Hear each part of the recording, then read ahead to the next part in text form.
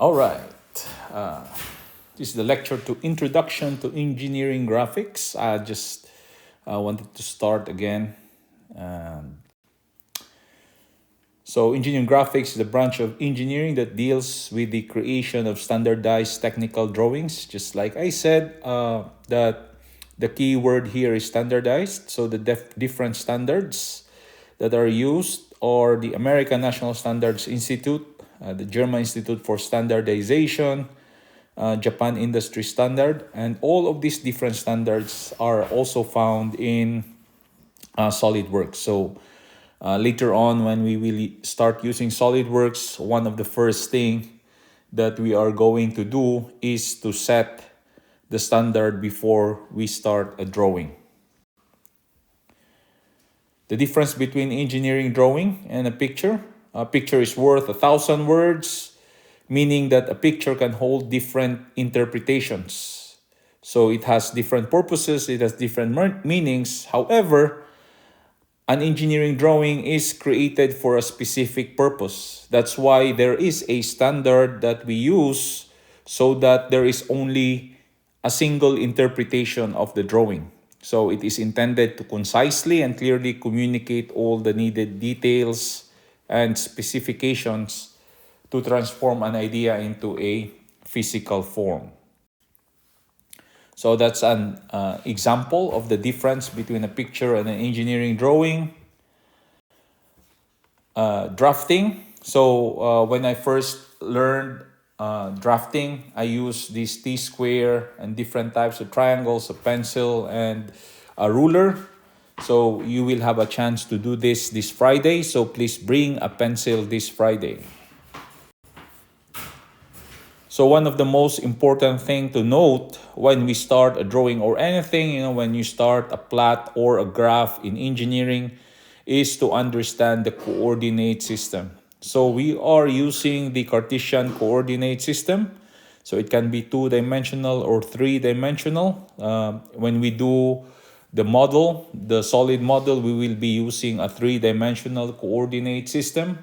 However, when we do a 2D drawing, it's just a 2-dimensional coordinate system. But let's go and discuss this coordinate system, especially the origin. So a 2-dimensional coordinate system is defined by 2 axes, and that is the X and Y axis.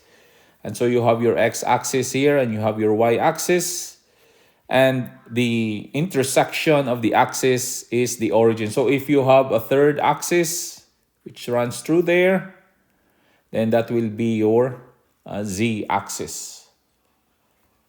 Oh no, I'm sorry, but the positive is here. So that's the positive Z and that's the negative Z because it's a right hand. So if you turn your right hand, the positive goes out to the other side. So the intersection of this axis is the origin. So the origin also is specified when you start a solid model in SolidWorks. And it's very important to note where the origin is or use the origin when you draw a symmetrical part.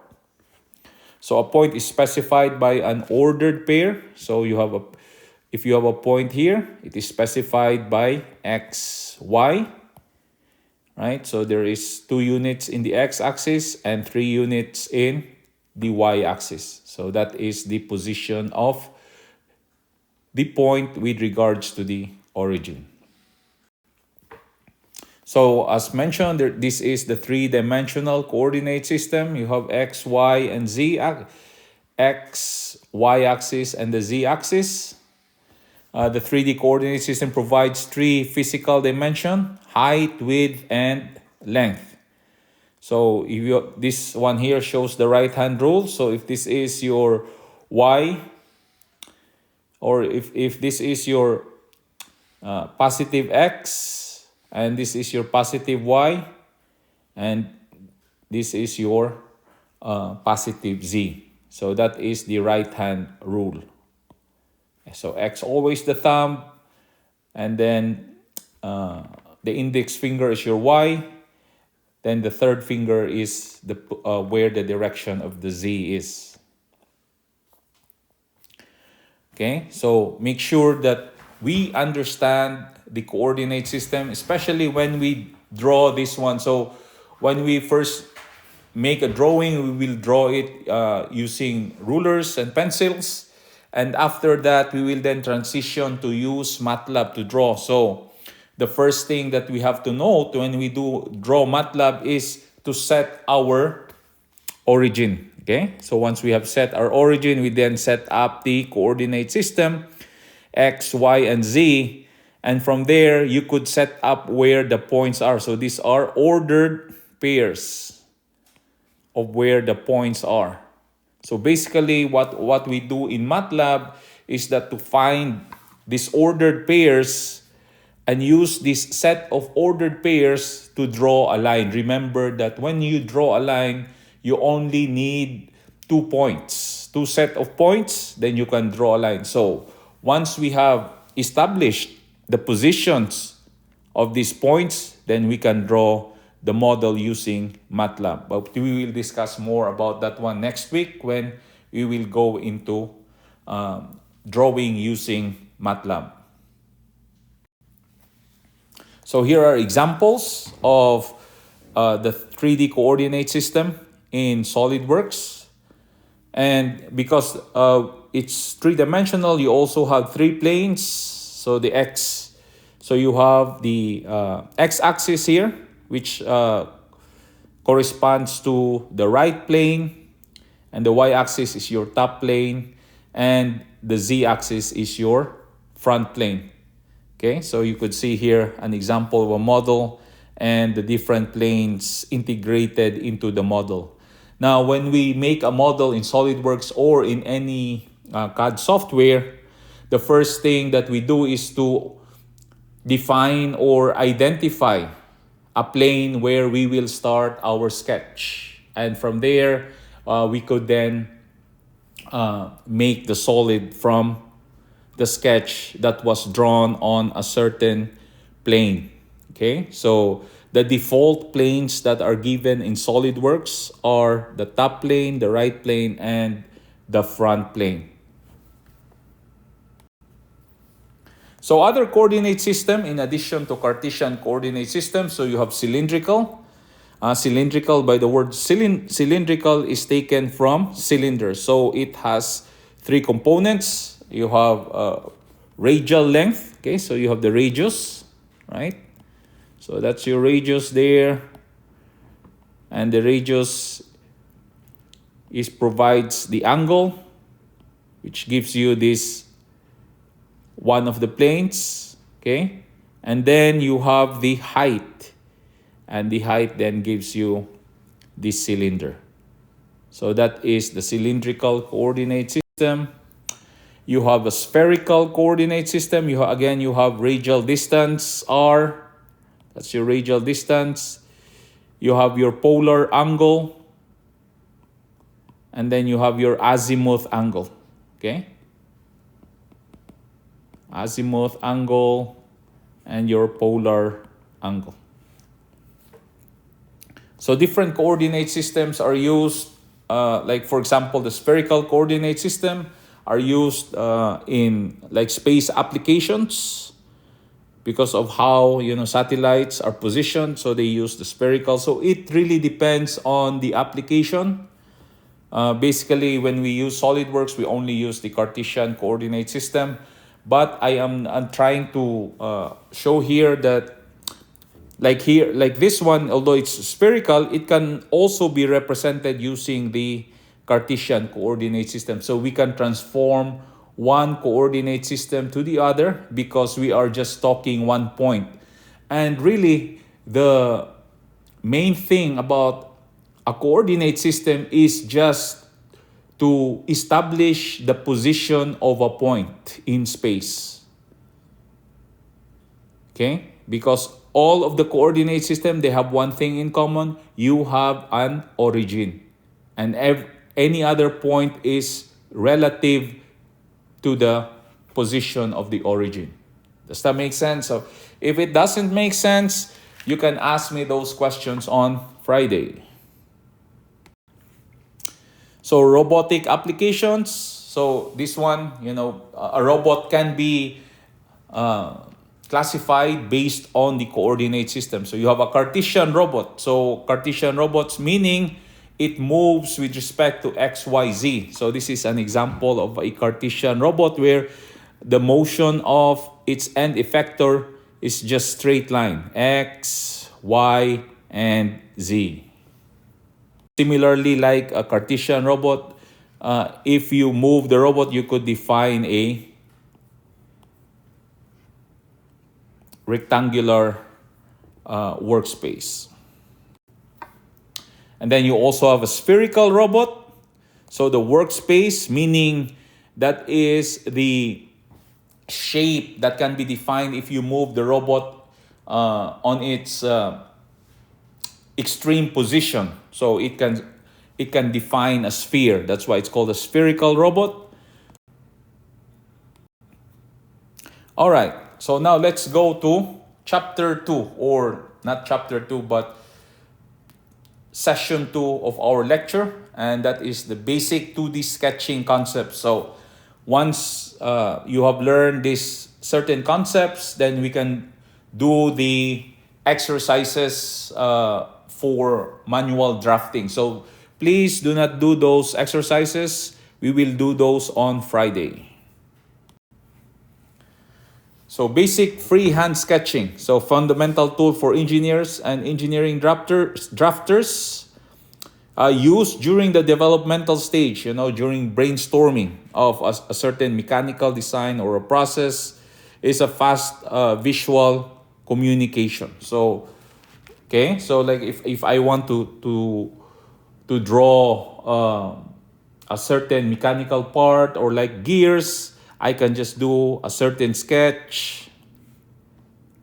Okay, so if I have 2 gears,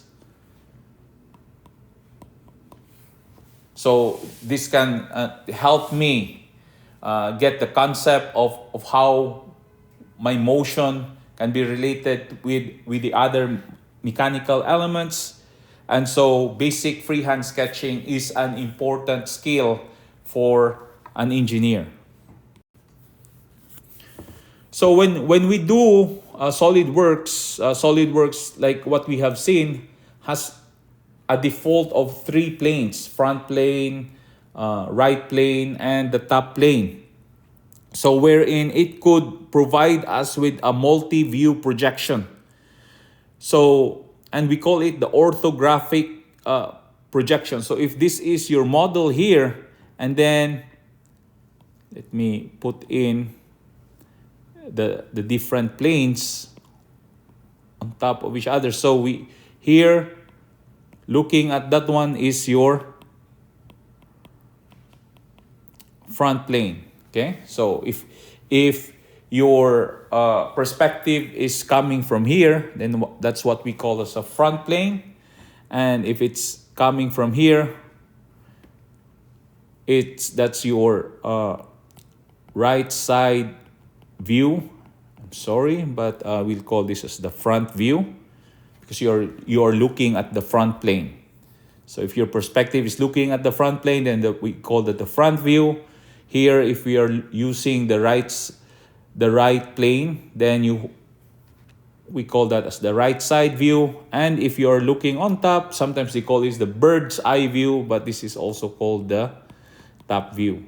So those are the 3 orthographic views. Orthographic meaning right angles at each other, right? Right angles at each other. So it's orthographic. So you have top view, front view, and right side view.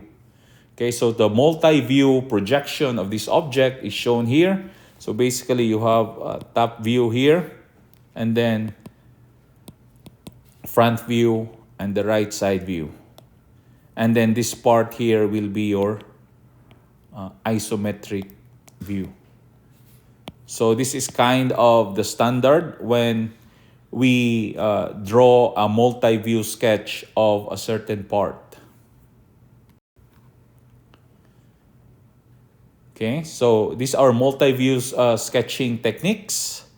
So first, we could draw the part from here, okay? So this is your top view, this is your front view, and this is the right side view. Okay? And from there, if you extend this line and the edge also of your right side view, and you also extend this and extend this other side here, and if you connect that, you can create here a 45-degree angle. So that's where, when we do drafting, we use the 45-degree angle when we do a multi-sketch technique. So here, you could just extend this line, extend this line, extend this feature here of the top view, and extend this, and then you can drop that line, straight line down, and you could see, and similarly, you could also drop these points here from the top to the front view, and from the front view to the right side view, and then you can completely draw the multi-view planes or drawings of your part. Here, we see all the three different views, orthographic views, top view, front view, right side view. So isometric sketches provide a three-dimensional realistic representation of an object. So in order to see our three-dimensional realistic representation, we use the isometric view. Okay, so it helps us in the visualization of an object. Surface features or axes of the objects are drawn at equal angles from horizontal, and then isometric line and non-isometric line. Isometric lines are lines that are on or parallel to the three original isometric axis lines and can be measured in true length. Okay, so we will see that one later with an example. Non-isometric lines that appear either longer or shorter than they actually are. Okay, so first, when we draw the isometric drawing, is we have to establish the isometric axis. Okay, so in order to establish the isometric axis, we will the first one is to draw this ground line. So it's the horizontal line.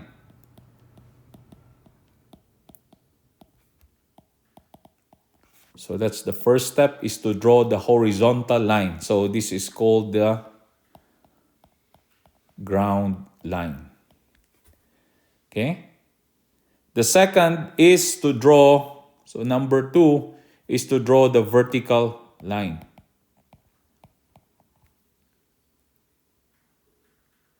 Okay, so this one is the height of the object. Okay, you can see that's the height of the object. And then the third one is to draw so if this is the height, this is the length of the object. So that's the number 3 is to draw this third line. Okay, to draw the third line, and the length of the object is measured along this line.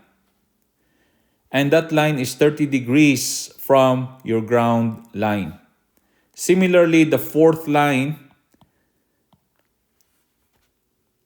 is 30 degrees from the ground line, and the depth of the object can be measured from this line. So that is the first step when we will draw our isometric axis. So again, draw the ground line. Number 2, draw the vertical line, and then draw the two angular lines, one for the length of the object and the other for the depth of the object. So let's look at this one as an example. Okay, so I will draw a ground line, and then from the ground line I'll draw a vertical line, and then the third one is a 30 degree. So let's just say that that's 30 degrees. and then a 30 degrees there. Okay. From there, I could start a sketch. So let's just say that we'll do just a square. Okay. So if we are just drawing a square, so let's say that the depth of the square is this depth here. Okay. So let's just say that that's the depth of the square. The length of the square is the same as the units for depth, and then, or height, and then this is the depth of the square.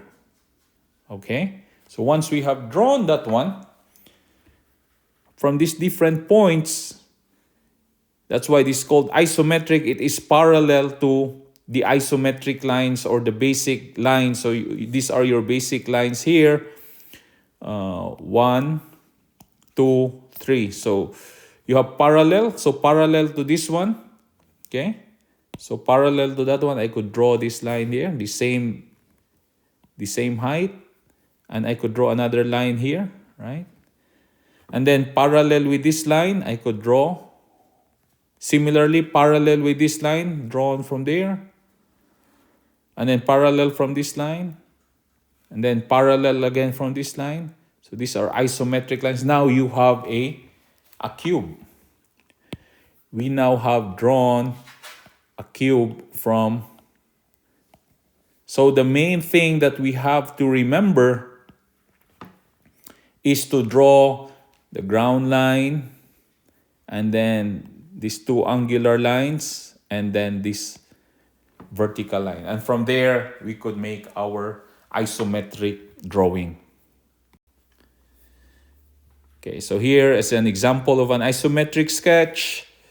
Again, drawing the ground line, and then drawing the vertical line there, drawing the angular line here, drawing the angular line, and then establishing first what's the height, the maximum height.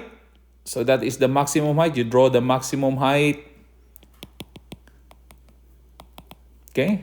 So the main thing is you draw the box that encloses the object. So the box that encloses object is the maximum height, the maximum length, and the maximum depth. So after that one, then you can draw from the multi-view sketch. Okay. So you draw those different parts from the multi-view sketch and use the isometric concept of parallel to draw the whole object. Okay. And we will practice this one this Friday when we draw those exercises. Okay. So those are example of isometric line, non-isometric lines. Okay.